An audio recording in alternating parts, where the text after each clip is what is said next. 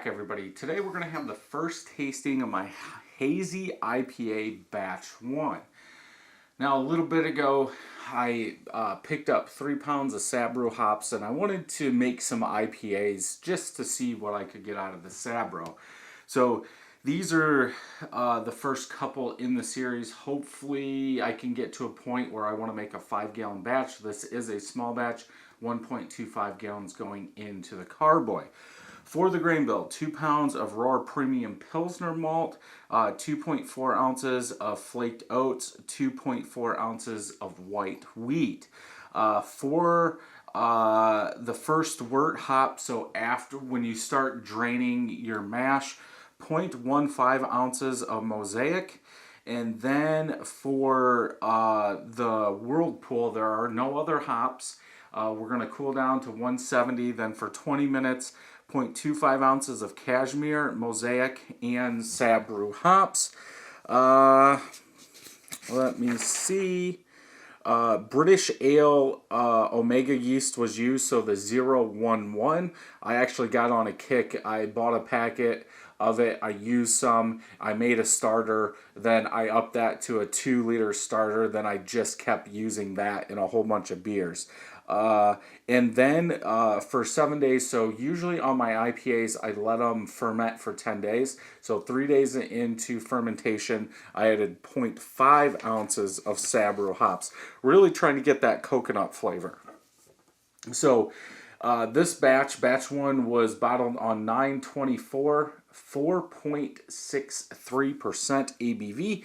Beersmith called for 5.3. So let's check it out and see what we got. Good hiss, good smoke. These are using 4 of the small pearl carbonation tablets in there. I'm going to try and leave the end in there just because I do bottle directly out of the fermenter, and I know there's a lot of stuff in there, especially with some of these hops. We're carbed. Especially with some of these hops, it's usually Citra. So in the Mr. Beer, the glass ones, the 1.5 gallon glass ones, for whatever reason, that Citra hop really gets stuck in the tap.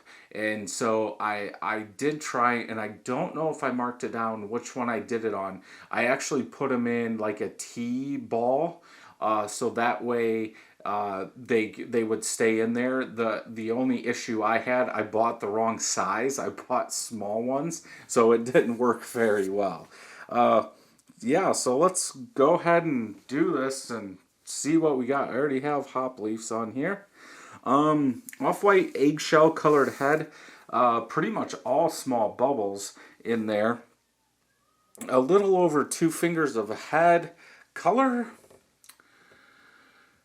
light orange yellowish, not very hazy. For a hazy IPA, what I was going for with that Flaked Oats and the wheat in there, I thought it would be hazier, and it is.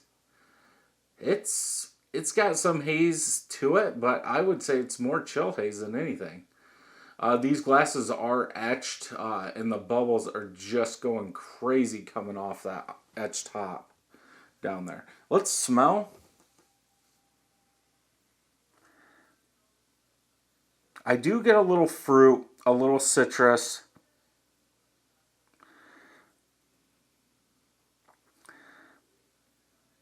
Yeah, more fruitiness, like a juicy fruit citrus is what I get. Maybe a little hop. I mean, 0.5 in 1.5 gallon batch is kind of high, because usually I'm 0.25 or below.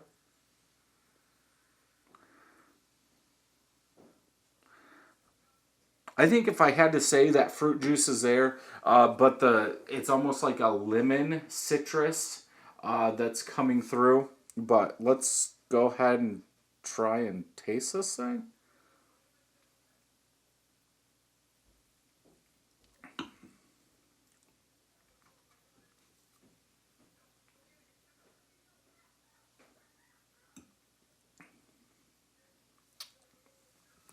I get more generic citrus, almost like I want to say orange, but I think that's the back end of it. Almost like an orange zest is in the back, a generic citrus. I would say it's overcarbed. Its bubbles are popping all over the place.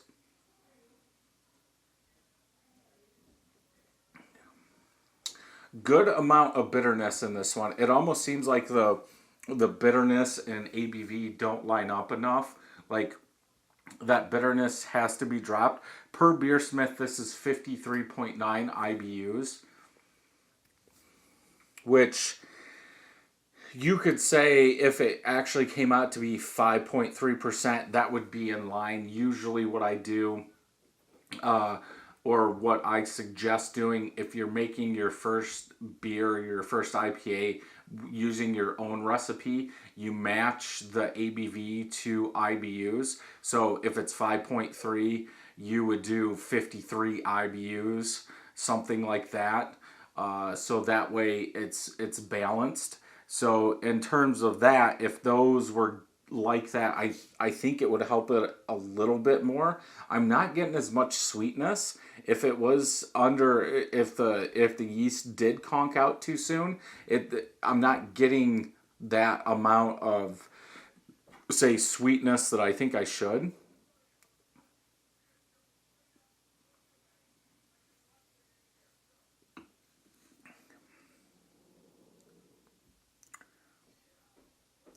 I am getting the coconut on the back end.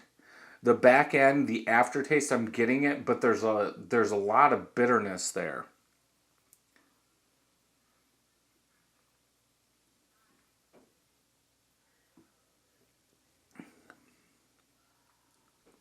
Yeah, like very bitter coconut. I think if this was probably around 40-ish IBUs, it would probably be better. But I also think if the ABV actually hit what it was supposed to, it would have been fine. I did not.